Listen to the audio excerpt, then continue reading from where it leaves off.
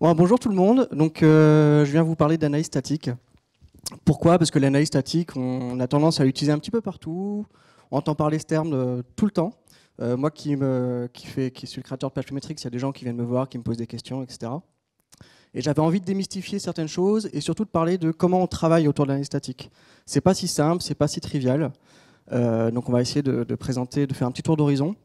Bien sûr, en 45 minutes, je ne vais pas vous faire toutes les métriques, on ne va pas comprendre tout ce qu'il y a, mais une petite introduction sur l'analyse statique. Alors, le slide obligé. C'est mon employeur qui m'a dit qu'on recrute. Donc, on est une boîte super cool à Radio France, on est une 60aine de devs sur la partie numérique. N'hésitez pas à venir me voir après ou à nous contacter. Il y a une bonne ambiance. Alors, la première question qui se pose, qu'on me pose en tout cas sur l'analyse statique, j'ai des collègues qui viennent me voir, ils me disent « Oh là, qu'est-ce que t'es embêtant avec tes trucs de QA, ta analyse statique ?» Ça sert à rien du tout d'avoir des chiffres sur ton code source. Ça sert à rien. En fait, la première question, pourquoi on fait de l'analyse statique? C'est, de prime abord, parce qu'on veut estimer la qualité d'un code source. En fait, c'est pas tout à fait ça. Une raison valable de faire de l'analyse statique, en fait, celle qui va vous convaincre votre décideur de l'intégrer à une chaîne de QA, c'est les coûts. La première raison de l'analyse statique, c'est de maîtriser ou de réduire ses coûts logiciels. Pourquoi? En fait, là, j'invente rien, ces trucs sont plutôt classiques. Quand on produit un logiciel, quand on produit des sites internet, il y a deux grandes familles de coûts. Il y a les coûts qui font tout ce qui fait en sorte qu'on est en conformité avec le besoin, et tout ce qui est des allers-retours, des coûts de non-conformité. Et le gros débat, toujours, c'est de savoir est-ce que ça coûte plus cher de faire des tests unitaires ou est-ce que ça coûte plus cher de ne pas faire de tests unitaires et d'avoir des bugs? C'est toujours la grande question. Je ne sais pas si vous-même, vous avez déjà entendu cette question dans la salle. Levez la main si vous avez déjà posé ça. Ok. Et là, on ne sait jamais quoi répondre parce qu'on se dit, ouais, effectivement, les tests unitaires, ça coûte super cher. Des fois, on explose notre pourcentage. Voilà quelques chiffres pour vous aider. Alors, vous en trouverez plein. Là, c'est ceux que j'utilise habituellement parce que ça a été très bien fait. Il y a IBM, dans les années 90, qui a mesuré tous les coûts qu'ils avaient en interne. Mais quand je dis tous les coûts, ils le faisaient très très bien. Et ils ont divisé les coûts de conformité, les coûts de prévention et les coûts de non-conformité. Ils ont tout chiffré. Et qu'est-ce que ça donne? Ça donne que, à gauche, vous voyez que les coûts de non-conformité sont très élevés. Et plus ça va, et plus ils ont investi sur les coûts de QA. Et plus ils ont investi sur les coûts de QA, sur des équipes équivalentes à même échelle et même production, et plus leur coût global a été diminué. Vous voyez que là, on a quand même diminué quasiment par 3 le coût d'un projet entre 87 et 96, donc en 10 ans. Alors bien sûr, ça ne se fait pas, là il faut avoir une vision à long terme. Pour ceux que ça intéresse, il y a Google aussi, il y a le blog Google Testing, je crois que c'est testing.google.com ou testing.googleblog.com, où ils font pas mal de feedback aussi sur l'investissement sur la QA, c'est très intéressant. Donc, on ne juge pas, l'analyse statique, c'est pas pour juger la qualité d'un code, c'est pas pour se faire plaisir, c'est avant tout pour des raisons de coût. Ça, c'est pour convaincre votre décideur. En vrai, vous, à votre quotidien, vous vous moquez un petit peu du coût, mais il faut aussi être en capacité de dire à votre chef, laisse-moi du temps pour faire de la CI, laisse-moi du temps pour faire les choses correctement. Donc vous lui sortez ça. Si vous voulez, vous pouvez me contacter, je vous sortirai des chiffres plus récents aussi, pour lui dire que non, on gagne des sous à faire de la QA. Donc ça, c'est dit. Maintenant, on va rentrer vraiment dans le vif de l'analyse statique. Alors, petite question. Ça, c'est un graphe qui est sorti de PHP Metrics. Chaque cercle, c'est une classe. Plus la classe est rouge, moins elle est maintenable. Enfin, plus elle a un indice de maintenabilité faible. Et plus elle est grosse, plus elle est complexe. Alors lancez-vous, je vais prendre les propositions. Qu'est-ce qu'on fait de ce code source? Quelle est la première action?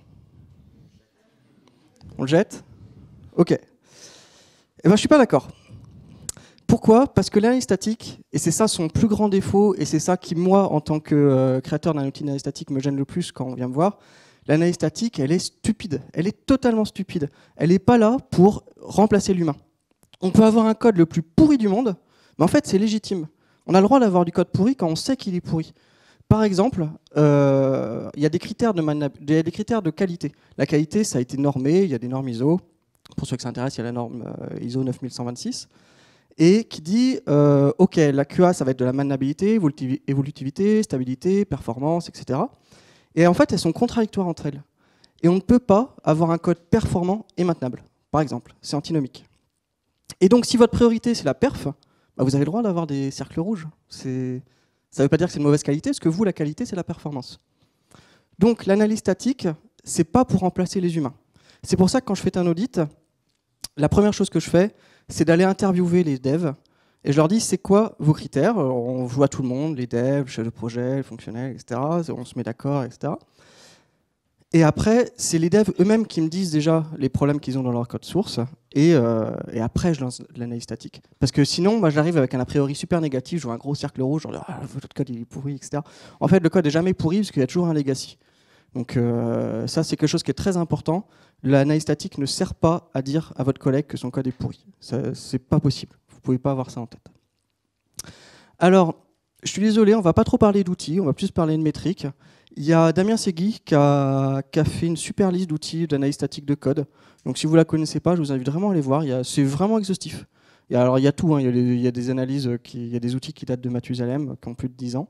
Mais globalement, si vous vous posez des questions, si vous vous intéressez à ça, c'est très complet. Donc vous retrouverez les slides après, je vais les tweeter. Alors, l'analyse statique, la question qui se pose, c'est que ça paraît un peu magique, c'est comment ça marche. En fait, ça se base sur un parcours d'arbre.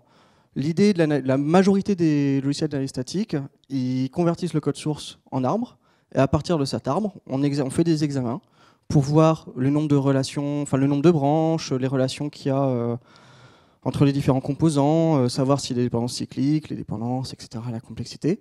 Et à partir de là, on obtient des métriques et on les couple. Alors, il faut savoir qu'en PHP, il n'y a pas d'AST. Il y a un super paquet qui s'appelle les PHP Parser qui permet d'avoir un AST en PHP. Donc c'est vraiment bien fichu. Pour info, la V1 de PHP Metrics, c'était des tokens. Et les tokens en PHP, c'est juste affreux. Un exemple super bête, c'est quand on fait un ternaire, point d'interrogation du ternaire, c'est un token string. Donc à partir, on fait des if de partout dans le code source. La V2 utilise l'AST de PHP Metrics, donc c'est beaucoup plus simple et beaucoup plus fiable qu'avant. Alors, on parcourt des arbres. En gros, à chaque fois qu'on a des opérateurs et des opérandes, c'est eux qui vont faire la forme de l'arbre. Un opérateur, c'est un opérateur logique, ou, et, if, etc. Les opérandes, c'est des variables, des constantes et des valeurs. Alors, les métriques les plus faciles à avoir, c'est celles que vous avez avec PHP-Lock. Ça va être des métriques de volume. Le volume, le plus souvent, c'est la taille du code. Ça va aller du nombre de caractères au nombre de lignes de code, au nombre de lignes de code logique, au nombre de lignes de commentaires. C'est tout ce qui va être un volume. C'est trivial. Peu de monde s'en sert. Je ne sais pas si vous utilisez PHP-Lock au quotidien, par exemple. OK. Et qui regarde le nombre de lignes de code par classe qu'il y a ou par fichier. OK, quand même pas mal de monde. Enfin, pas mal. Quelques personnes. On va voir par la suite que ce n'est pas anodin, en fait, ces métriques-là. Des métriques qui sont sous-évaluées, c'est par exemple le nombre d'entrées-sorties qu'il y a dans un programme, le nombre de paramètres qu'on a, le nombre de retournes, etc. Donc ça, c'est des trucs qui peuvent être à surveiller, mais il n'y a pas beaucoup d'outillage pour le faire. On a d'autres types de métriques là, qui sont déjà un petit peu plus évoluées. Qui utilise, ou juste pour savoir, les métriques d'Alstead? Est-ce que ça parle à... OK. Alors tout ce que je vous dis, j'invente rien. Je vais être un peu décourageant, mais tout ce qu'il y a dans PHP Metrics date des années 70 ou 80. On n'a pas fait de progrès en informatique, ou en tout cas sur cette partie-là, en 40 ans. C'est super triste, mais en tout cas, ou je ne devrais pas le dire comme ça, on n'a rien réinventé depuis 40 ans, mais on a affiné énormément de choses. Donc il y a des métriques aujourd'hui qui sont beaucoup plus fines, il y a des nouveaux algorithmes, mais ce qui a été fait à 40 ans était très très très bien fait. Donc Alstead, je crois qu'il a écrit sa thèse en 77, si je ne me trompe pas. C'était un chercheur, et il a analysé dans le code, il a pris plein de codes sources, il a fait plein de calculs, et il a essayé de déterminer des formules pour, par exemple, connaître le temps qu'il faut pour relire le code source. Ou la difficulté, il a essayé de normer ça. Donc on a un certain nombre de métriques, si ça vous intéresse, voici les formules. Le vocabulaire qu'il y a dans le code source, le vocabulaire, c'est est-ce qu'on a beaucoup de variables différentes ou pas. Le volume, la difficulté, l'effort, etc. Et ce qui est intéressant avec Alstead, c'est qu'il a été, il s'est dit, OK, là j'ai des métriques, mais comment je sais les mettre en relation avec le travail d'un humain? En fait, il a tout bêtement, il a pris plein de devs, il a regardé leur vélocité par rapport au code source qu'il y avait, Et il a dit, ok, bah, on va mettre une note moyenne pour un dev moyen, il a tel score, et il a intégré ce score dans ses formules, et ça donne une moyenne pour un dev standard, il faut tant de temps pour relire un code source. Ça ne sert pas à grand chose, mais c'est pas super fiable, mais c'est rigolo de savoir dire que votre code source, il faudrait, pour le comprendre, 8 ans. Et bah, s'il faut 8 ans, c'est qu'il y a peut-être un problème quelque part. S'il faut 8 heures, bah, c'est mieux. Donc, sur la métrique d'Halstead, il y en a quelques-unes qui ressortent. Moi, il y en a une qui m'intéresse particulièrement, c'est le bugs. Qu'est-ce que c'est? En fait, plus on écrit du code source et plus on a une probabilité de bug élevée. Ça se calcule plutôt bien. Ça ne veut pas dire qu'on a tant de bugs, mais c'est une probabilité. Et si votre code source il commence à avoir une probabilité qui est 1,5 bugs par fichier, là, il faut vraiment vous remettre en question. Alors, Halstead, il dit, un bon code, il a une probabilité de 0,07 bugs par fichier. Nous, dans le monde de PHP, quand je lance des analyses, on est à 0,5, etc. Mais regardez un petit peu cette métrique, elle est quand même très pertinente. C'est un bon indice si votre code a des difficultés. Je passe pour les métriques d'Halstead, on va passer sur les métriques de complexité. La complexité cyclomatique, c'est quelque chose que tout le monde a déjà entendu parler. Si, pareil, levez la main si vous connaissez. Ok, alors là, c'est beaucoup plus flagrant, tout le monde connaît. En gros, si je schématise vraiment en mode caricatural, enfin, c'est pas si caricatural, c'est la complexité cyclomatique, c'est le nombre d'accolades ou d'indentations que vous avez dans votre code source. Donc plus vous avez d'indentations, plus vous avez de complexité, et plus votre complexité cyclomatique est élevée. Si je prends ce code source, vous voyez que ici on a un certain nombre de points dans lesquels le code source peut aller. B, C, ah, j'ai pas mis de D, il a dû disparaître. Bah, on va dire B, C, D, E, F. Et si on traduit ce code source sous forme de parcours, on a un certain nombre de connecteurs et de relations. Si on fait le calcul, on a une complexité cyclomatique de 3. Bon, ok. Ça, c'est cool, ce code a une complexité cyclomatique de 3. Il y a plein de manières de calculer la complexité cyclomatique. C'est pour ça que d'un logiciel à l'autre, vous n'aurez pas les mêmes métriques. Pourquoi? Parce qu'il y a des dérivés. Moi, on m'ouvre parfois des issues sur PHP Metrics pour me dire ton calcul n'est pas bon. En fait, la métrique a évolué énormément. Il y a plein de dérivés. Moi, j'en ai choisi une. C'est celle qu'il y a dans Microsoft, dans Visual Studio. Après, l'important, c'est pas le nombre en soi, ça va être l'évolution, etc. Mais vous ne soyez pas étonnés si vous voyez des différences, par exemple, avec PHP-Lock, qui fournit la complexité cyclomatique. Bon, ok. Mon code a une complexité cyclomatique de 8. C'est bien? C'est pas bien? C'est une grande question qui revient souvent.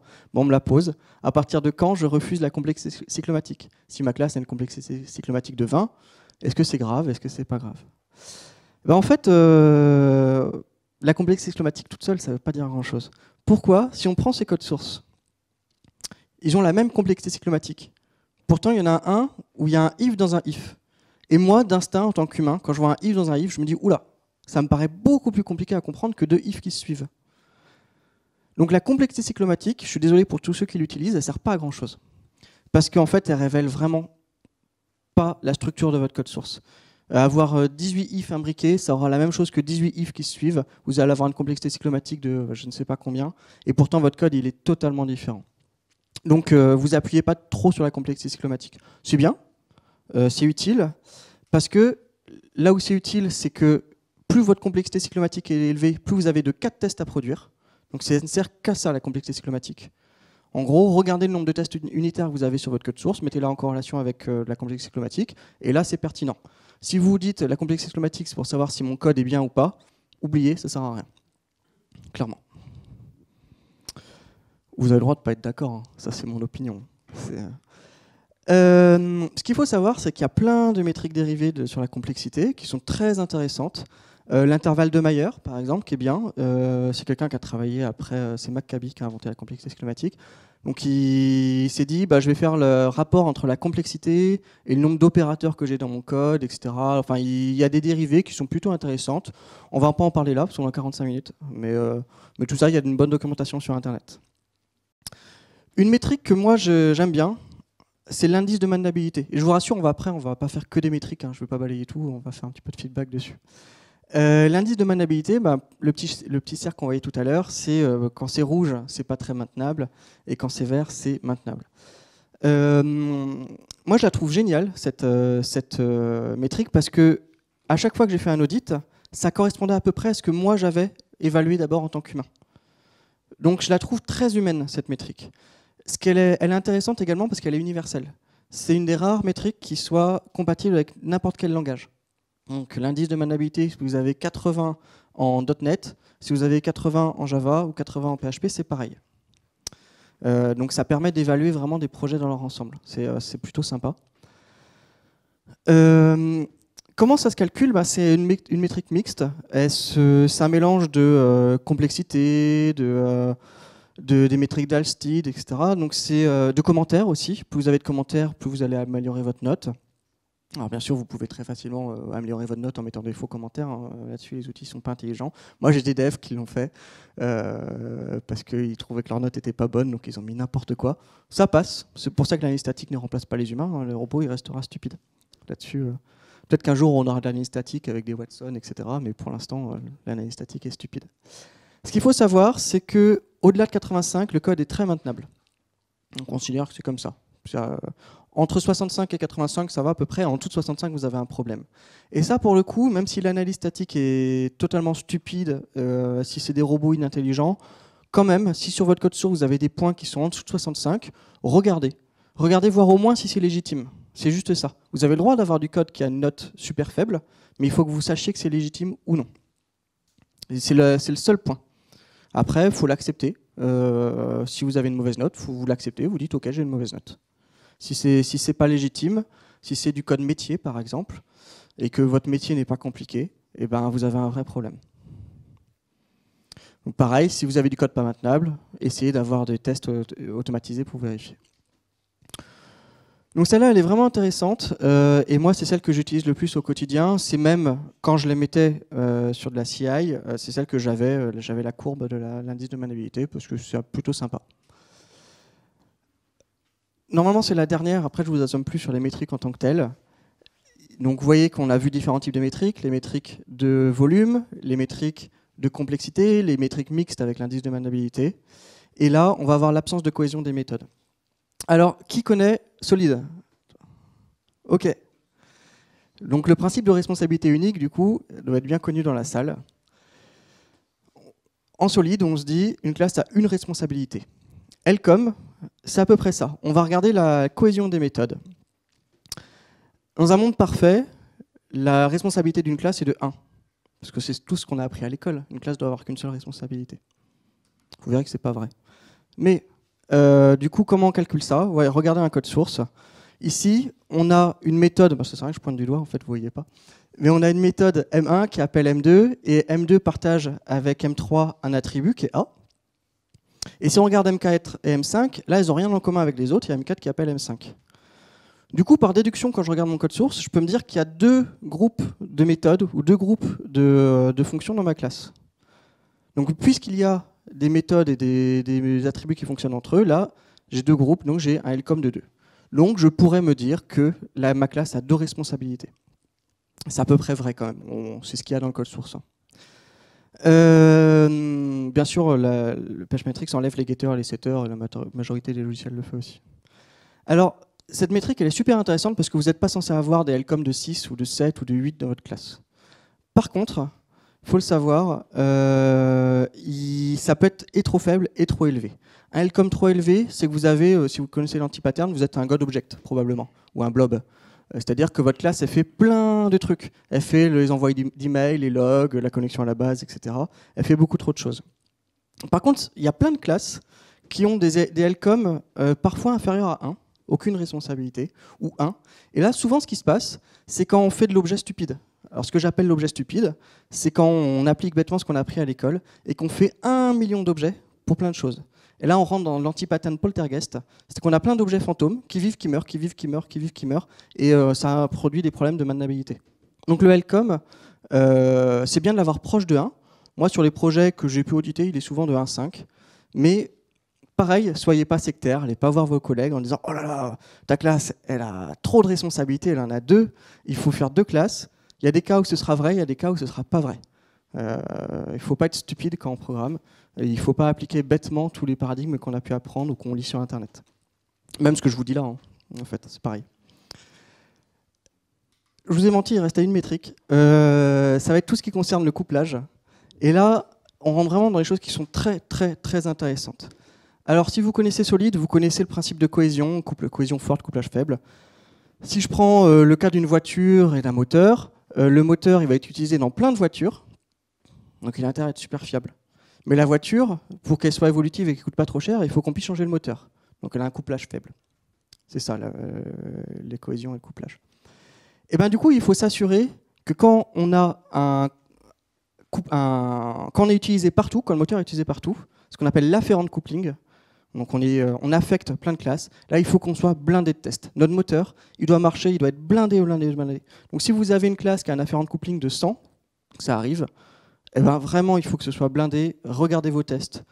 Et de la même manière, si vous avez un afferent coupling qui est super élevé, bah là, ça ne veut rien dire, il faut regarder. Il faut juste être conscient que vous avez une classe qui est hyper dépendante. Donc peut-être qu'elle ne fait rien, en fait, c'est juste un agrégat de classe. Peut-être qu'elle a trop de responsabilités parce qu'elle connaît tout le reste du système. Ça a aussi un anti-pattern. Si vous respectez Solid, vous n'êtes pas censé connaître tout votre code qu'il y a autour. En général, vous connaissez une classe, deux classes. Mais ça, c'est des métriques qui sont très importantes à surveiller. Si vous avez un afferent coupling, je le répète, élevé, vous testez. Alors, on pourrait parler de métriques pendant des heures, le class rank, dit, etc. Il y a plein de métriques. Moi, j'aime bien, ça m'éclate. Mais je sais que c'est désagréable. Voilà. Maintenant, on va plutôt parler de ce qu'on en fait de ces métriques. Alors, la première question que moi je me suis posée, c'était lesquelles surveiller. Quelles métriques, moi, au quotidien, méritaient que je mette mon attention. Alors au départ, j'ai fait expérimental, etc. Puis après, j'ai recherché de la documentation pour voir si des gens n'avaient pas fait mieux que ce que je pouvais faire. Il y a eu différentes expérimentations, et il y en a une qui est très intéressante, c'est qu'il y a à un moment donné des chercheurs qui ont employé des vrais devs sur des projets qu'ils avaient un peu pipotés, qui avaient des bugs, et ils ont regardé quelles métriques correspondaient le mieux au temps que les gens mettaient à débugger le problème. Donc ils ont l'échantillon plutôt faible. Ils ont recruté 6 devs qu'ils ont jugé les devs moyens. Alors c'est ni positif ni péjoratif, mais ils ont fait une sélection en tout cas. Ils avaient un certain nombre de projets, et ils ont vraiment mesuré, ils ont payé, hein, c'était un vrai projet, les devs ne savaient pas hein, que c'était expérimental, et ils ont ouvert des issues et ils voyaient combien de temps ils ont mis. Alors, moi, mon préjugé, c'était que l'indice de maniabilité était la meilleure métrique pour présupposer de ça. Parce que, bah ouais, la difficulté, la complexité et tout. Bon alors, si on prend le graphique, vous voyez que le temps passé, c'est les barres grises, et l'indice de maniabilité, c'est la courbe noire. Ça colle à peu près, sauf pour le dernier projet. Le dernier projet, il sort des clous. Alors là, quand j'ai vu ça, parce que les métriques, enfin, j'avais pas les graphiques, donc j'ai construit mes graphiques en me disant c'est bon, c'est cool, ça va être ça. Flûte, quoi. C'était vraiment pas du tout bon, quoi. J'ai dit, là, je suis vraiment tombé des nues. Parce que ça faisait des années que, en tout cas, ça faisait plusieurs années que je me disais à mes clients, que je disais aux gens autour de moi, regardez l'indice de maniabilité, c'est la métrique la plus fiable, etc. En fait, la réalité, et je sais qu'il y en a beaucoup qui vont être déçus dans la salle, moi le premier, c'est que c'est le nombre de lignes de code. Si on regarde le nombre de lignes de code, ça se superpose parfaitement avec le temps passé à débugger les problèmes. C'est assez fou, mais toutes les études, en fait, à peu près toutes les études que j'ai pu lire, concluent là-dessus. C'est le nombre de lignes de code qui est directement corrélé au temps que vous allez passer à débugger votre code source. Ça va, je vous ai assommé? Non. Alors là, en allant un petit peu plus loin, j'étais encore plus déçu parce que je me disais, bah d'accord, plus le fichier est petit, et moins il y a de bugs. Bah non. En fait, là encore, c'est prouvé. Ça a été, et je vais vous montrer d'autres chiffres après. C'est quand on a à peu près 250 lignes de code dans le fichier que statistiquement, on a le moins de bugs. C'est pas avant, c'est pas après. Et en fait, en y réfléchissant, parce que moi, quand j'ai vu ça, j'étais fou. Hein, je dis, bah ouais, finalement, j'ai l'impression que quand on a plein de petits fichiers, on rentre dans du poltergeist, on ne comprend plus trop ce qui se passe, parce qu'on a plein de fichiers de 100 lignes, de 50 lignes, on a l'impression que c'est propre, mais en fait, on a trop d'objets, on ne comprend plus rien, on a fait une surabstraction. Et puis au-delà, bah ouais, au-delà de 250 lignes, bon, pourquoi 250? C'est comme ça. Hein, on va pas... mais sachez-le, et du coup, ne visez pas forcément les fichiers les plus petits. C'est pas forcément vrai. Du coup, j'ai essayé de comparer ça par rapport à ce qu'il y a dans la communauté. Donc là, je suis en train d'analyser, et j'ai encore des trucs qui tournent sur mon PC. J'aimerais analyser les environ 200 millions de lignes de code qu'il y a en PHP en open source. Donc je publierai dans quelques semaines le résultat. Mais pour l'instant, j'ai juste analysé 10 000 projets, et j'ai regardé, ça fait 20 millions de lignes de code, je crois. Ouais, c'est ça, de lignes de code logique. Et j'ai regardé ce qui se passait. Si on prend l'indice de maintenabilité par rapport à le nombre de lignes de code logique, alors le diagramme, si vous voyez rien en hauteur, c'est le nombre de lignes de code, et de gauche à droite, c'est l'indice de maintenabilité. La zone verte, c'est quand on considère que l'indice de maintenabilité est correct. Et alors là, surprise, la barre rouge, en dessous de 250 lignes de code, tous les classes qui ont un indice de maintenabilité correct, sur les 20 millions, il est en dessous de 250 lignes. Donc là, on regroupe carrément l'étude du chercheur, donc même en PHP, ça semble vrai. Alors je me suis amusé, et j'ai regardé si c'était vrai aussi par rapport au nombre, là j'ai beaucoup moins de métriques, mais par rapport au nombre de stars sur GitHub. Et effectivement, si vous voulez avoir des stars sur GitHub, si vous voulez que vos projets soient mis en favori, faites des classes de moins de 250 lignes de code. C'est pareil, vous voyez que les projets qui en ont plus, ils ont beaucoup moins de stars. Ça n'a aucun impact sur le nombre de téléchargements. Pour le coup, il y a une distribution linéaire. Mais voilà, sachez-le, si vous voulez un projet populaire, faites une classe de 250 lignes. Faites pas 240, pas 260, mais 250 lignes. Bon, ça, c'est histoire d'avoir un petit peu de métrique. Un point qui revient super souvent, on a encore discuté hier, c'est à quel moment je lance mon analyse de code. Alors là, il y a plein de monde qui va vous dire « Ouais, au moment de la CI, on va voir. » Parce que c'est sur Jenkins, sur Travis, à chaque pull request, etc. Alors moi, c'est mon opinion, ça n'engage que moi, mais j'aime bien distinguer les types de tests. Si vous le savez peut-être, il y a deux grandes familles de tests. Il y a les tests structuraux et les tests fonctionnels. Les tests fonctionnels, c'est savoir si mon logiciel répond aux besoins que je m'étais mis initialement. Juste regarder là un petit peu où j'en suis. Oh là, je suis en avance. Ok. Donc, fonctionnel, est-ce que je réponds bien aux besoins? Et du coup, test unitaire, c'est un test fonctionnel. Il faut arrêter de distinguer test unitaire et fonctionnel. Le test unitaire est un test fonctionnel. Parce que le test unitaire, il regarde si notre code fonctionne de la manière attendue. Et les tests structuraux, c'est est-ce qu'il le fait de la manière attendue? Donc, est-ce qu'il n'y a pas de faille de sécurité? Est-ce qu'il est performant?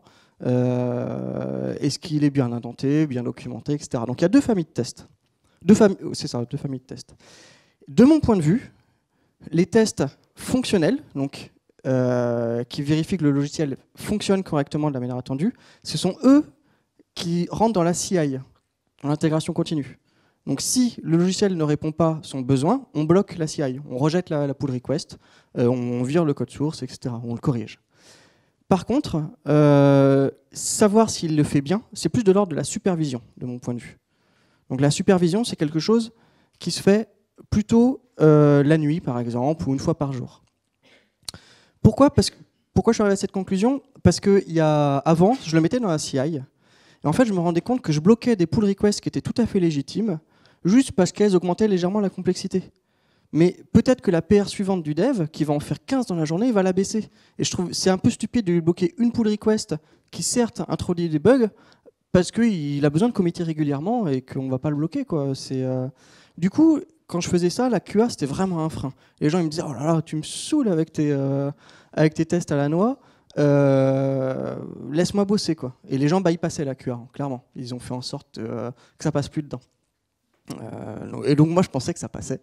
Et ça a duré quelques semaines. Et puis en fait, je comprends tout à fait leur point de vue, hein, clairement. Mais ça m'a permis de réfléchir un peu. La QA, c'est juste mettre le doigt sur un truc qui devrait peut-être être différent, pas qui va pas, mais qui devrait être différent. Et la CI, c'est ton code ne correspond pas aux attentes, il dégage. C'est vraiment deux choses différentes. Donc, de mon point de vue, vous ne faites pas d'analyse statique sur des pull requests, vous ne le faites pas dans la CI, vous le faites dans la QA. Du coup, je vais finir super en avance, mais quoi, c'est pas grave. En conclusion, ce que je dirais, c'est que l'analyse statique, c'est cool, c'est bien, c'est utile, c'est précieux, c'est une aide. C'est une aide. C'est une aide totalement stupide, mais c'est une aide quand même en fait. Mais ça remplace pas les humains, ça remplace pas, c'est pas un jugement. Moi, j'ai eu le problème quand je faisais des audits et je livrais bêtement mes résultats d'analyse statique, où les devs en face, ils se sentaient attaqués personnellement. C'était une erreur, c'est moi qui ai mal présenté le truc. J'aurais jamais dû leur fournir les chiffres. J'aurais dû d'abord aller les voir, comme je faisais plus tard, et leur dire pourquoi c'est comme ça, voyons ensemble. Ah oui, effectivement, je comprends tout à fait. Donc l'analyse statique, c'est pas fait pour juger. Donc, et on en voit trop souvent des gens qui jugent à partir de l'analyse statique. L'analyse statique, ça peut être les textiles. Hein. Ah, t'as mal mis l'accolade. Oh, monstre que tu es. Non, le gars, il n'a pas mis l'accolade. Bah, vous faites en sorte que l'accolade, elle se mette bien automatiquement. Quoi. Enfin, vous arrêtez de tacler les gens parce qu'il y a un espace en trop. Vous faites en sorte que ça se corrige tout seul. C'est pas parce que le mec, il a mis l'accolade en dessous ou à droite qu'il est mauvais. C'est juste qu'il bosse comme ça. Donc là, vous avez des robots qui les remettent bien. Pareil, votre code, il est super compliqué. Donc, votre collègue, il va venir vous voir en vous disant « Oh là là, mais ton code, t'as fait n'importe quoi !» Puis vous pouvez lui dire, bah ouais, peut-être que en fait, la spec fonctionnelle est aussi super compliquée. J'ai juste fait le reflet de la spec. Moi, j'ai travaillé à un moment donné, j'ai accompagné une boîte qui faisait des algos de géothermie. Donc, il y avait leur spec, c'était des formules de maths. Bah, c'est normal que le code il soit compliqué quand c'est comme ça. Le code était juste le reflet des formules qu'ils avaient. Donc oui, ils avaient plein de if, ils avaient plein de boucles, mais jamais, jamais, il faut aller les voir en leur disant ton code il est pourri. Non. Par contre, leur code aurait pu être plus testé, c'est autre chose. Mais le code était complexe de manière légitime. Un truc également, c'est que l'analyse statique n'est pas meilleure que vous. Ça, c'est vraiment un truc qui est primordial. Elle est totalement stupide. Je m'en sers tous les jours, hein, je dis ça, enfin, j'ai fait un logiciel d'analyse statique, voilà. Mais je serai toujours meilleur qu'elle, enfin j'espère. Et tout le monde est toujours meilleur que l'analyse statique, parce que tout le monde connaît l'historique du projet. J'essaye en ce moment sur PHP Metrics. Il y a eu un projet il y a quelques années, ça s'appelait Archeologit, qui est de corréler un petit peu l'évolution des fichiers par rapport aux métriques, parce que c'est souvent quand on commit plein de fois sur un fichier que la maniabilité commence à faiblir, et c'est peut-être ceux-là qu'il faut prioriser. Mais l'analyse statique ne connaît pas l'historique du projet. Elle ne sait pas qu'il y a eu la démission de toute l'équipe technique il y a 5 ans, et qu'il y a eu un mec bien gentil, un prestat, qui est arrivé, un junior, et qui a essayé de reprendre le projet. Et qu'après on a rembauché une autre équipe qui s'est refait virer et ainsi de suite. Elle ne sait pas. Bon, par contre, elle va pouvoir dire qu'il y a des gros problèmes de maniabilité probablement et qu'il faut faire quelque chose. Moi, je me suis souvent servi de l'analyse statique en mode est-ce que le code est adapté aux enjeux du métier?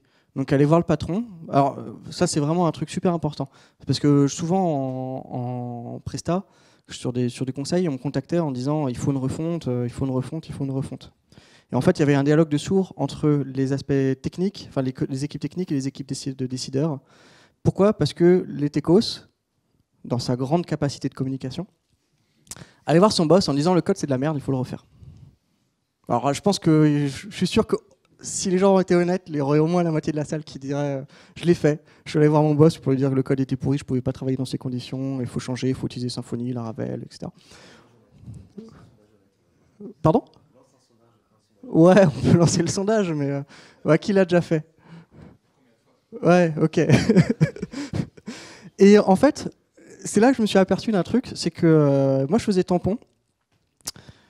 Pourquoi? Parce que j'allais d'abord interviewer le décideur. Je lui disais, c'est quoi tes enjeux sur 1 an ou 2 ans? Et là, le décideur, il me disait, faut attaquer l'Europe. Ah, l'Europe, et donc il faut i18n. Est-ce que le code source est compatible i18n? Non. Bah donc il faut une refonte. Et là, ça a tout changé. Et l'analyse statique m'a permis d'avoir des chiffres comme ça. Et on m'a dit, il faut diminuer la taille de l'équipe. Ah d'accord, donc il faut que ton code il soit plus maintenable et évolutif. Est-ce qu'il est maintenable et évolutif? Non. Ah, il faut gagner de la perf parce qu'on est une boutique e-commerce. Donc c'est notre priorité là sur l'année. Ah ouais, mais le code, t'arriveras pas à gagner de la perf parce qu'on a vu que telle métrique faisait que les algorithmes étaient trop complexes, la complexité asymptotique du code était trop élevée, donc il faut une refonte. Donc la métrique, elle sert à ça. Elle sert souvent au quotidien pour vous améliorer, mais aussi pour traduire de manière objective ce qu'un dev ne sait pas faire. Parce que les devs, ils vont tous cracher sur le code du mec qui a codé avant eux. Donc il faut essayer de... Vous pouvez tout à fait convaincre votre décideur. Je l'ai fait plein de fois. Juste, faut parler sa langue. Vous parlez PowerPoint. C'est tout. Vous faites la même chose que vous feriez, sauf que vous faites un joli PowerPoint et je vous assure que le dialogue il se fait très très bien. Et l'analyse statique est un bon intermédiaire entre les deux. Bon, je l'ai dit, l'analyse statique, ça mesure un écart par rapport à un chemin pseudo-idéal. Donc le chemin pseudo-idéal, c'est celui que vous avez appris à l'école. Donc, je rappelle le cas de Helcom. Hein. C'est pas parce que vous avez une responsabilité de 1 dans votre classe que votre classe elle est bien. Ça ne veut pas dire qu'elle est performante, ça veut dire qu'elle a une responsabilité de 1. Et je le répète, ça ne juge pas des gens. C'est pas là pour juger. C'est pas le rôle de l'analyse, c'est pas votre rôle. Donc je mettrai les slides sur Joindy, on sait ça. Vous pouvez me retrouver sur Twitter, sur Alec45. Le projet PHPmetrics, il est open source, vous pouvez contribuer. Je suis clairement pas actif sur les PR, mais les PR sont les bienvenus. J'ai surtout besoin d'aide sur la traduction. Et bah voilà, du coup, si vous avez des questions, n'hésitez pas.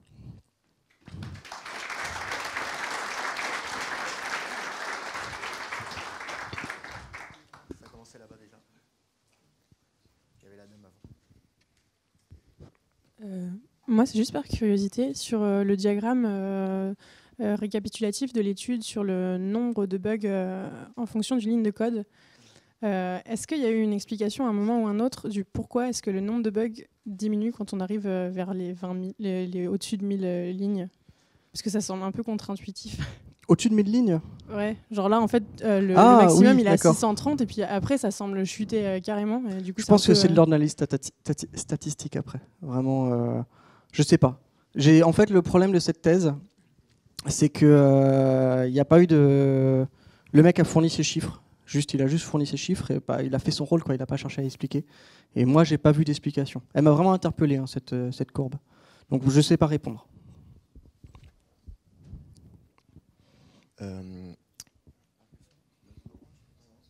Ouais. Est-ce que tu as vu quelque chose dans tes courbes, dans tes stats par rapport à l'adoption de standards comme des PSR 1, 2, etc. Est-ce que ça peut augmenter le nombre potentiel de bugs, etc., d'indices, hein? Alors, je me refuse à faire ce type de stats. Parce que les PSR, pour moi, ne jugent pas. Ça n'a rien à voir avec la qualité. C'est juste savoir si on travaille en commun. C'est ce que je disais, savoir si un dev il met les accolades au bon endroit. J'en ai mais vraiment rien à faire, c'est un truc de fou, quoi. Mais c'est mon avis. Après, sur les PSR 4, PSR 7, etc., ça peut être intéressant de le savoir. Je le saurai avec les stats que je suis en train de construire. À mon avis, et c'est juste mon avis, s'il y a une corrélation, c'est uniquement parce que les projets qui respectent la PSR, ils sont déjà un peu plus sensibilisés à la qualité. Je le verrai plus comme ça, mais on verra s'il y a une corrélation. Il y a, sur des outils qui sont un peu plus dans ce sens-là, il y a Exacat, qui est fait par Damien Segui, qui pourra vous donner des métriques un petit peu plus fines sur quand il y a des ternaires, pas des ternaires, etc. C'est pas du tout le même type de métriques, c'est vraiment des métriques de code. Est-ce que les fonctions utilisent des paramètres non utilisés, etc. Mais moi, ce n'est pas des choses que je regarde.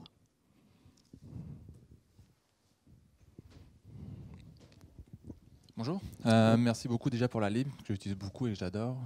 Pour le site Calibou, je regrette un peu le projet, que j'avais beaucoup d'espoir dessus. Ma question, c'était plutôt sur les packages que tu analyses sur Packagelist. Est-ce que tu as eu l'idée de prendre les issues de GitHub ou le nombre de pull requests et quels étaient les résultats? Est-ce que c'est cohérent ou pas? Ouais. Je le publierai j'essaierai de le publier, j'aurais peut-être besoin d'un coup de main d'ailleurs, notamment sur la partie en anglais, parce que je suis nul en anglais. Mon idée, ça va être déjà de mesurer tous les paquets open source qui existent, enfin qui sont en tout cas sur GitHub et sur GitLab, et après de corréler ça au nombre de contributeurs, nombre de PR ouvertes, nombre d'issues ouvertes fermées, et de regarder un petit peu s'il y a des corrélations. Je ne sais pas si je vais y arriver, mais je vais essayer. S'il y a des gens qui veulent m'aider, ils sont les bienvenus. Mais ouais, ce serait super intéressant de faire ce travail. De dire, quand il y a une activité super forte avec des tickets qui sont fermés très rapidement, la qualité augmente. Je vais essayer si j'arrive à le faire, parce que ça demande beaucoup de puissance de calcul quand même. D'autres questions? Profitez-en, on a du temps. C'est tranquille, c'est la fête. D'un coup, one shot. D'un coup. Je voulais savoir si tu avais défini un nouveau score de maintenabilité avec celui qu'on a actuellement et puis avec le nombre de lignes de code. Comment ça?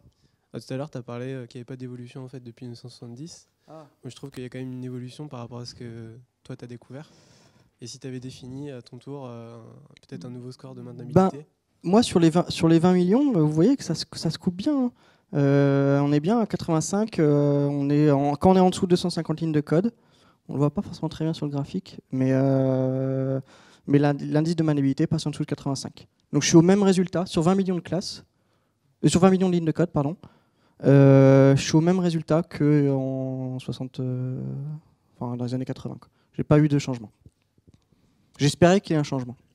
Par contre, il y a un truc que j'ai appris, c'est que j'ai un peu filouté, parce que sur PHPmetrics, le gros problème, c'est que j'ai repris les formules telles quelles, et tout le monde avait 0 en PHP. Et en fait, là, c'est surévalué. Je pense que je vais essayer de modifier légèrement l'algorithme, parce que j'ai regardé, et la note globale, la moyenne, ça doit être de 100. Et je trouve ça fou d'avoir 100 en PHP. Enfin, sur des projets, c'est pas parce que c'est PHP, mais je trouve ça fou que tout le monde ait 100 en moyenne en maintenabilité. Je pense que je vais pouvoir la baisser pour arriver à 85.